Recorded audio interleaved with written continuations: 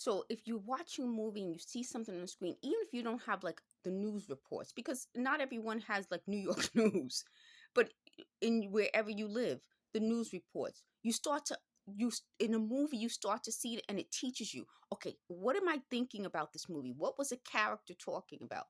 Why was the character saying that? So when they're always criticizing, you know, oh, you watch the news and you critique it or you say what you would do. That's what we were taught to do as children. They wanted to encourage that because it makes us think, well, how would you react when that happens to you? They try to compare all sorts of, like I said, the logic with them is off. And I don't know why. It's you can't compare completely different things and try to find a connection.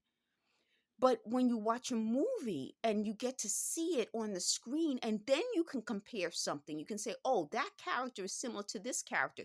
That's a really good way of looking at it. Okay, the character in this movie did this. So in the three movies, it deals with crime. For Apache the Bronx, Klute, and Superfly. Crime. So you can start to actually use those movies to compare it to each other. Okay, this person did this. This person did that. This person did this. And that's part of what I'm saying, that there's logic in, to me, in the world.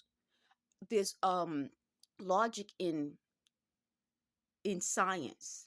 There's logic in law sometimes. Sometimes it's illogical and has to be corrected.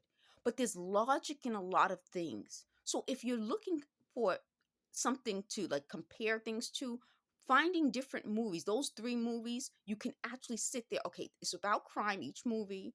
You have this person who's a criminal, that person who's a criminal, another person who's a criminal, and you can figure out what the logic was at the time in the 70s. And but it's also about New York. What was going on in New York at the time in these movies? Crime.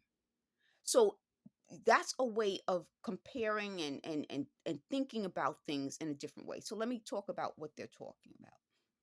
They're upset again. They're now trying to figure out the same thing I've been trying to figure out. Are they in some way influencing criminal behavior? Yes, they are. I don't think it has to be figured out.